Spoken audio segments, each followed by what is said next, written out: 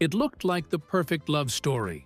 A boombox under the window, a boy with nothing to lose, and a girl torn between duty and desire. But behind the slow dances and soft lighting of Say Anything lay a series of truths Hollywood never wanted you to question. Cameron Crowe's directorial debut became a cult classic, forever etching Lloyd Dobler into pop culture and turning one romantic gesture into cinematic legend. But at what cost? What secrets were buried beneath the film's iconic moments? And how did a story about young love carry layers far darker than the glossy surface revealed? Prepare to uncover 20 shocking facts about Say Anything. Revelations that will change the way you see this beloved 1989 classic. Shocking fact. 1. The boombox almost didn't happen. That legendary scene with Lloyd Dobler blasting Peter Gabriel's In Your Eyes almost never existed. Originally, director Cameron Crowe considered having Lloyd hold up a stereo inside Diane's house, far less cinematic. Later, the scene was cut entirely during rewrites, with the studio calling it too strange and unrealistic. It was only reinstated when Crowe argued that teenagers often did grand, awkward gestures in real life, and this was Lloyd's way of refusing to let go. Even then, no one believed it would be iconic. The boombox itself wasn't even working. It was a prop, and Gabriel's song was added in post-production. Ironically, what was once seen as too risky became one of the most enduring images of modern cinema. Without a stubborn young director and one bold insistence, that moment might have been left on the cutting room floor.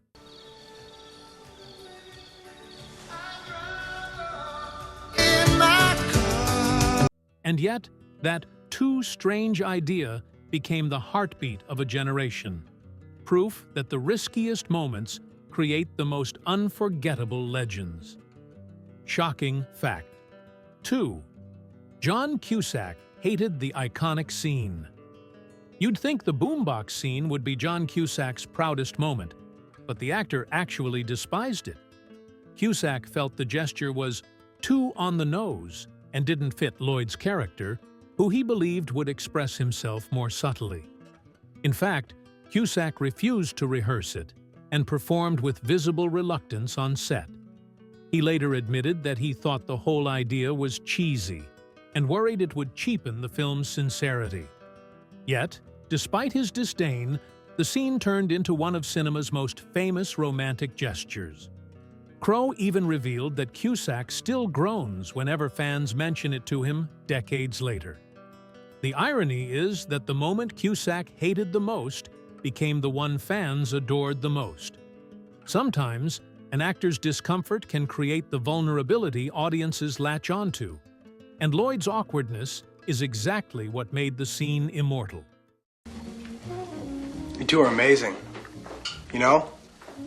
The way you talk. I'm just like that with, I'm not even like that with anybody. Cusack may have hated it, but his reluctance gave Lloyd the raw, awkward honesty that turned cheesy into timeless cinema. Shocking fact. 3. Cameron Crowe's real-life inspiration. Cameron Crowe didn't pluck Say Anything out of thin air. He based Lloyd Dobler on a real person from his own life. In his 20s, Crowe knew a young man who was endlessly optimistic, quirky, and believed love was worth fighting for, no matter how humiliating it might look from the outside. Crowe saw him as a noble underdog, someone who lacked polish but had a heart too big to ignore. He infused Lloyd with that same relentless hope and awkward bravery. Meanwhile, Diane Court was inspired by women Crowe had admired from afar, brilliant, untouchable figures who seemed beyond his reach. This personal touch gave the script its honesty, setting it apart from the snarky teen comedies of the 1980s. Lloyd wasn't just a character. He was a tribute to the fumbling dreamers Crowe saw in real life, giving the film its emotional weight. Okay. personalized flight kit from Corey? Books, sets, magazines, anything? Not right now, thanks.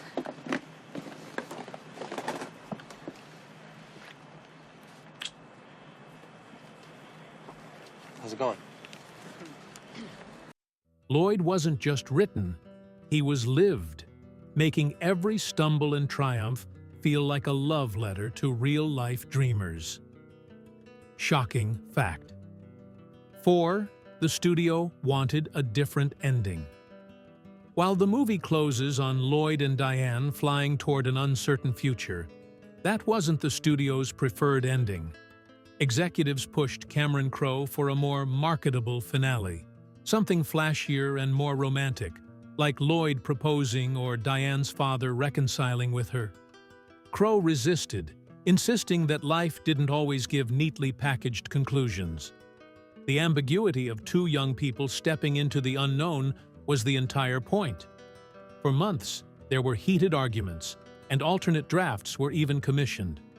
In one rejected version, Lloyd actually breaks up with Diane before the plane scene. Thankfully, Crowe fought tooth and nail for the softer, open-ended closure we see today. That final shot of the seatbelt light going off became not only symbolic of their journey together, but also proof that a director could win against the Hollywood machine and trust the audience to embrace uncertainty. What are your plans for the future? Spend as much time possible with Diane before she leaves. Seriously, Lloyd. I'm totally and completely serious. No, really. That quiet ending didn't just close a story, it lit a beacon, proving that sometimes the bravest move is leaving love unresolved. Shocking fact. 5. Ione Skye was almost recast. Ione Skye's performance as Diane Court is unforgettable, but she was dangerously close to losing the role. Studio heads doubted whether she could convincingly portray the brainy, elegant valedictorian opposite Cusack's scrappy, offbeat Lloyd. Several actresses were lined up as backups, including Winona Ryder and Jennifer Connelly. In fact, Ryder was a frontrunner, but she turned it down after admitting she felt too young to play the part. Skye, however, impressed Crowe with her natural awkwardness. She wasn't polished or overly theatrical, which made Diane feel more authentic. Still, the studio hesitated until Cusack himself vouched for her chemistry. Without that support, Skye might never have landed her most famous role. Ironically, the studio's doubts about her believability became the very reason audiences connected so deeply. Diane's vulnerability wasn't acted, it was real. Thanks. You busy on Friday? Yeah, I have to help my father. Are you busy on Saturday? Saturday I have something to do around the house. So you're monumentally busy? Well, not monumentally. What about tonight, then? In the end, the studio's gamble became Skye's triumph. Her raw authenticity turned doubt into destiny. Shocking fact. 6. The music battle behind In Your Eyes. The iconic use of Peter Gabriel's In Your Eyes almost didn't happen. Cameron Crowe had the song in mind from the start, but the studio wanted something cheaper and easier to license. They suggested using a generic love ballad, arguing no one would remember the difference. To complicate matters, Gabriel was hesitant to give approval, worried that the song might be used ironically or diminish its personal meaning. Crowe pleaded his case directly, explaining that the scene would be the emotional heart of the film. Gabriel finally agreed, but only days before the final cut was locked. Ironically, the studio still doubted it would resonate, but the gamble paid off spectacularly. The song's soaring emotion combined with Lloyd's awkward vulnerability created one of the most legendary film and music pairings in history. Today, it's impossible to hear In Your Eyes without picturing that boombox. I thought about this quite a bit, sir, and I would have to say, considering what's waiting out there for me, I don't want to sell anything, buy anything, or process anything as a career. I don't want to sell anything bought or processed, or buy anything sold or processed, or process anything sold, bought, or processed, or repair anything sold, bought, or processed. You know, as a career, I don't. What the studio dismissed as forgettable became immortal. The boombox made In Your Eyes eternal. Shocking fact. 7. John Mahoney's role was based on scandal. John Mahoney's role as Diane's father, James Court, wasn't purely fictional. It was inspired by a real-life financial scandal Cameron Crowe had read about. The idea of a respected parent hiding criminal activities fascinated him, especially in the context of a father-daughter relationship. Mahoney brought gravitas to the role, portraying James as charming but morally compromised. Off-screen, the cast was unsettled by how easily Mahoney slipped between warmth and menace. The fraud subplot gave the film a darker edge, grounding the teenage romance in adult realities. It also forced Diane to confront not just young love, but the imperfections of her own family. Without this subplot, Say Anything might have been dismissed as lightweight fluff. Instead, Mahoney's morally conflicted father added depth, showing that romance doesn't exist in a vacuum. It collides with the messy, often painful truths of adulthood. And my parents were in the army, you know, so we lived in England and Germany. I could give you an enormous amount of tips. Many tips. English tips. Well, No tip. Don't give any tips of any kind. I'll go. Pardon me? I'll go. You will? Excellent. All right. Mahoney's chilling performance proved that even a love story needs shadows to make the light shine brighter. Shocking fact. 8. The film nearly got an R rating. Despite its reputation as a sweet, heartfelt romance, Say Anything flirted with an R rating. Early drafts included much more explicit dialogue between Lloyd and his friends, especially in the infamous "What do you want to do with your life?" scene. The MPAA flagged certain conversations as too mature for a PG-13 audience. Cameron Crowe and the studio had to cut or soften several exchanges, toning down both the language and sexual references. Ironically, test audiences responded more positively to the cleaner version, saying it made Lloyd's earnestness stand out against the backdrop of typical teen comedies. Had the film carried an R rating, it likely would have lost a huge portion of its target audience and faded into obscurity. Instead, the PG-13 rating helped it become a mainstream success, cementing Lloyd Dobler as cinema's ultimate lovable underdog rather than just another raunchy teen hero. Hey, Lloyd, someone's here to see you. By holding back, the film gained more power, proving sometimes restraint makes a story unforgettable. Shocking fact. 9. The graduation speech was improvised. In one of the film's early scenes, Lloyd stands before his classmates at graduation and delivers a hilariously awkward speech. What most people don't realize is that John Cusack improvised much of it on the spot. Cameron Crowe had written a short, stilted monologue, but Cusack felt it didn't capture Lloyd's rambling, unpolished energy. So when the cameras rolled, he simply started talking, stalling, hesitating, and nervously fumbling for words. The cast and extras were genuinely laughing at how unprepared he sounded. Crowe loved it so much that he left most of Cusack's ad-libs intact. That decision paid off, giving audiences an immediate sense of Lloyd's character. Not slick, not perfect, but painfully sincere. The graduation speech became the perfect introduction, proving you didn't need polished writing to connect with viewers. You needed authenticity, and Cusack delivered it with awkward charm. People that I would have never met before, and then I blew it. I called them basic. Can you believe I did that? Well, I don't think he's reeling in embarrassment.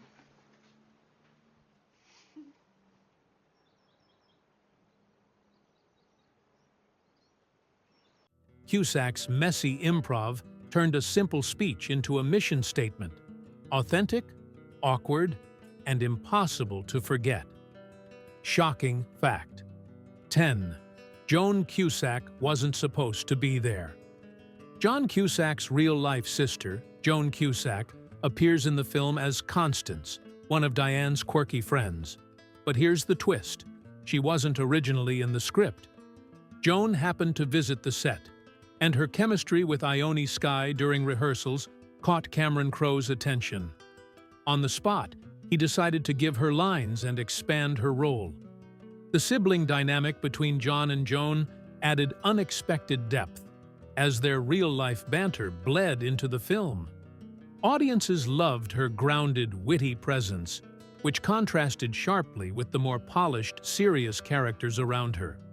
What started as a casual set visit turned into one of the film's most memorable supporting roles. In hindsight, it's hard to imagine Say Anything without Joan's dry humor balancing the melodrama. Sometimes, movie magic happens not from careful planning, but from happy accidents. And this was one of the best. I'm sorry. What do you want? My father's guilty. He lied to me. He lied to everybody. I just left home. I need you. You do? A spontaneous set visit turned into cinematic gold, proving some of the best moments are never planned. Shocking fact.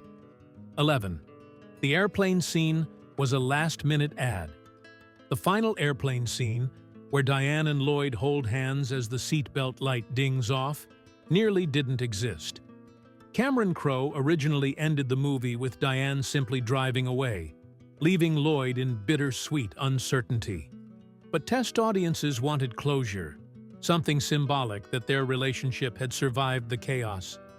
With almost no budget left, the crew scrambled to stage a minimal set with airplane seats, using clever lighting to sell the illusion of flight. John Cusack and Ione Skye shot the scene in just a few takes, with Crowe urging them to keep it simple and restrained. That quiet moment, punctuated only by the ding, became the perfect ending, suggesting new beginnings without over-explaining. Ironically, what was once considered an afterthought has since become one of the most iconic, hopeful finales in romantic comedy history. I'm gonna call her. Diane Court doesn't go out with guys like you. She's a brain. Trapped in the body of a game show hostess. Diane Court does not realize how good-looking she This is. sounds great to me, man. I'm gonna call her. That's what's cool about her. Brains stay with brains. The bomb could go off and their mutant genes would form the same cliques. I wouldn't get my hopes up, Lloyd. What started as a last-minute fix became a timeless finale. Quiet, hopeful, and unforgettable. Shocking fact 12. The movie was almost titled Something Else. Believe it or not, Say Anything wasn't the first choice for a title. Studio executives pushed for names like Last Chance for Love and To Know Him Is to Love Him, hoping for something more obviously romantic. Cameron Crowe hated them, arguing that Lloyd's meandering, open-ended approach to life needed a title that felt the same. Unfinished, full of possibility. He landed on Say Anything, inspired by the way Lloyd blurted whatever was on his mind without a filter. The ellipsis at the end was intentional, hinting that life and love rarely ties up neatly. At the time, some marketers worried it sounded too vague, but audiences embraced it. Today, the title feels inseparable from the film's legacy. Without it, the movie might have been dismissed as just another formulaic teen romance, instead of the thoughtful, offbeat classic it became. Question. You're here because you need someone or because you need me?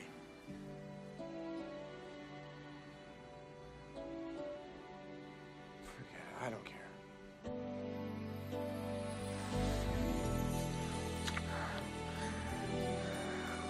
I need you. A risky title choice turned into a perfect fit, capturing the film's messy, unpolished heart forever. Shocking fact 13. Cameron Crowe slept in a high school parking lot to prepare for writing Say Anything. Cameron Crowe immersed himself in teenage life again, literally. He spent nights hanging out at a high school parking lot, sitting in his car and listening to real teenagers talk. He wanted to capture the awkward rhythms of conversations, the blend of insecurity and bravado, and the way teens drifted between humor and heartbreak in a single breath. Crowe even scribbled down phrases he overheard, later weaving them into the script. His method wasn't far off from undercover reporting. Unsurprising, since he had once gone undercover as a high schooler for Fast Times at Ridgemont High. That dedication gave Say Anything a lived-in authenticity. Instead of adult writers guessing how teenagers sounded, Crowe made sure his characters spoke with voices that felt messy, raw, and real. Mr. James Court? Yeah, can I help you? I'm Mr. Sims, and this is Mr. Talbot. We're special agents of the Internal Revenue Service. And we'd like to inform you that you are under criminal investigation for the tax years 1982 through 1986. Jesus. What, I live in a palace, right? Crowe's undercover approach paid off, giving the film a heartbeat that felt real, raw, and unmistakably human. Shocking fact 14. Lili Taylor's songs were actually hers. Lili Taylor, who played Corey, Lloyd's lovelorn best friend, didn't just sing in the movie. She wrote and performed the songs herself. Those raw, heartbroken ballads aimed at her ex-boyfriend weren't polished tracks created for the film. They were messy, jagged pieces Taylor had penned in real life. Cameron Crowe was so struck by their unfiltered honesty that he insisted they be included. He believed they perfectly embodied teenage heartbreak, the kind that's too dramatic, too blunt, and too real. The decision gave Corey's character an extra layer of authenticity. Viewers could feel that her pain wasn't just acted, it was lived. Today, fans still recall those painfully funny, awkward performances as some of the film's most memorable moments. They added humor, tragedy, and humanity, proving that sometimes an actor's real art bleeds into the fiction. You all right, sir? You okay? I'm incarcerated, Lloyd! Taylor's raw songs turned heartbreak into art, blurring the line between performance and painful truth. Shocking fact. 15. The boombox prop wasn't playing music. That unforgettable moment of Lloyd holding the boombox over his head to serenade Diane? It wasn't actually playing music. On set, blasting Peter Gabriel would have interfered with recording the actor's dialogue. Instead, the box was silent, and John Cusack had to act as though the anthem was soaring around him. The crew added the song in post-production, syncing it with his movements and Diane's emotional reaction.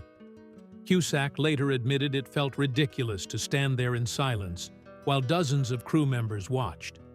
Yet somehow, his vulnerability, feeling exposed and foolish, made the scene even more authentic. That quiet discomfort mirrored Lloyd's own risk, putting his heart on the line with no guarantee of being heard. The irony is that what felt awkward during filming became one of cinema's most romantic and unforgettable gestures. We believe that your father operates from a large pool of cash that comes from phony billing, phony patients. We've been investigating him for 5 years. We believe when they die, he takes their money. Pardon me? Look, why don't you check it out for yourself? See if your father fits the profile. What felt like silence on set became the loudest declaration of love in movie history. Shocking fact 16. The film launched Cameron Crowe's career overnight before Say Anything. Cameron Crowe was known mostly as the writer of Fast Times at Ridgemont High. Directing was new territory, and the studio was hesitant to hand the reins to someone untested. But the film's success changed everything. Suddenly, Crowe was hailed as a fresh voice who could balance humor, romance, and realism. His ability to capture teen emotions without condescension set him apart in an era dominated by John Hughes. The industry took notice, and doors opened for projects like Singles and eventually Jerry Maguire, which made him a Hollywood powerhouse. Ironically, if Say Anything had stumbled at the box office, Crow might have been written off as a one-hit wonder. Instead, it became the launchpad for a career that would blend rock and roll spirit with heartfelt storytelling for decades. I'm not crying.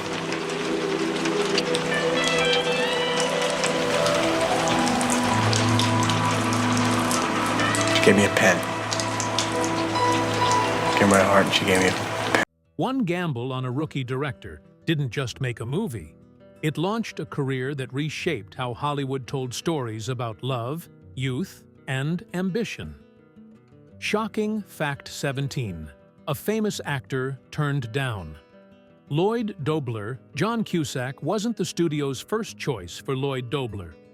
Several other rising stars were considered, including Robert Downey Jr., Keanu Reeves, and Christian Slater. All of them either turned it down or were rejected for lacking the right mix of sincerity and awkward charm. Crow was adamant that Lloyd needed to feel real, not like a polished Hollywood heartthrob. Cusack's offbeat presence, his quirky humor, and his natural vulnerability sealed the deal. At the time, Cusack wasn't a bankable star, which worried executives. Yet his casting proved perfect. He embodied the everyman quality that made Lloyd so endearing. Ironically, those bigger names might have made the character too slick, too rehearsed. By passing on the role, they left room for Cusack to create one of cinema's most iconic romantic underdogs. That's a whole story you don't want to hear. Sure I do. Well, my parents split up when I was 13 and... God, I went to court and I had to choose between the two of them. So I chose my dad. Just felt safer that way, you know? In the end, Hollywood's second choice became the only choice, turning John Cusack into the unforgettable heartbeat of Say Anything. Shocking fact. 18. The iconic poster was a reshoot. That famous poster of John Cusack holding the boombox wasn't part of the original shoot. The studio needed a powerful image for marketing, but nothing they had captured felt striking enough. Weeks later, Cusack was called back for a special photo session. Standing on a lawn with the boombox over his head, he struck the now legendary pose. At the time, it felt like just another promotional shot, not a cultural milestone. But once released, the poster became instantly iconic, so much so that it outlived the movie itself in pop culture references. From sitcom parodies to music videos, the image has been recreated countless times. The irony is that the film's most enduring legacy came not from a carefully planned scene, but from a last-minute marketing fix. No. Listen, hang with us, man. We'll teach you Bibles full of truth. Right. Lord, man, you can't even trust them, man. Because you know what it's about? They spend your money and they tell their friends everything, man. It's about economics. They tell them everything. Man, all you gotta do is find a girl that looks just like her, nail her, and then dump her, man. Get her off your mind. Your only mistake is that you didn't dump her first. What started as a throwaway promo shot became the eternal symbol of cinematic romance. Shocking fact. 19. Ione Skye was nervous about kissing Cusack. Ione Skye, who played Diane Court, admitted she was extremely nervous about her kissing scenes with John Cusack. At the time, she was still relatively inexperienced and intimidated by Cusack's confidence. She even asked Crow for reassurance, worrying she wouldn't look natural on screen. To ease her nerves, Cusack intentionally kept things light between takes, joking and keeping the mood casual. The result was a surprising mix of awkwardness and tenderness that worked perfectly for the characters. Diane wasn't supposed to be an effortlessly confident romantic lead. She was figuring things out, just like Lloyd. Skye's unease translated into genuine vulnerability, making the romance feel more believable. Looking back, those kisses became a defining part of the film's authenticity, proving that sometimes imperfection creates the most lasting magic. 5, 5, 1, 3, 4, 2. 5, 5, 5, 1, 1, 3, 4. Okay, I'll get her the message. Okay. She's pretty great, isn't she? What? She's really pretty great, isn't she? Yeah, she is. Good afternoon. Goodbye. Her nervousness turned into the very vulnerability that made the romance unforgettable. Shocking fact. 20. The film's legacy changed teen movies forever. When Say Anything debuted, teen films were often loud, raunchy, or sugar-coated. This movie broke the mold by embracing awkward honesty and emotional depth. Lloyd wasn't a jock, a bad boy, or a perfect dreamboat. He was just a regular guy willing to put himself out there. That shift inspired a wave of more grounded, character-driven teen romances in the 1990s and beyond. Filmmakers cited Crowe's work as proof that audiences craved authenticity over stereotypes. Even decades later, the boombox scene remains shorthand for grand romantic gestures, referenced everywhere from The Simpsons to Deadpool 2. What started as a modest teen film became a cultural touchstone, proving that sincerity never goes out of style. Say Anything didn't just capture a moment, it rewrote the rules for what a love story could be. Show pony. You need a stallion, my friend. Walk with us and you walk tall. Walk tall, my man. Bitches, man. You can give that kid a compliment. Hey, dude, I better bail. All right, man. See you later. Later for you, Luke. It didn't just tell a love story, it reshaped how we imagine them forever. Say Anything wasn't just a love story.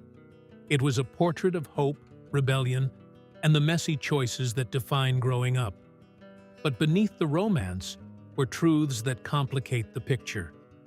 Maybe that's why it still resonates, because it reminds us that even the sweetest stories carry shadows worth examining. If this pulled back the curtain on a film you thought you knew, share the most surprising fact you discovered in the comments. And don't forget to like and subscribe for more untold stories from the films that shaped generations. Remember, even iconic boomboxes have echoes we rarely stop to hear.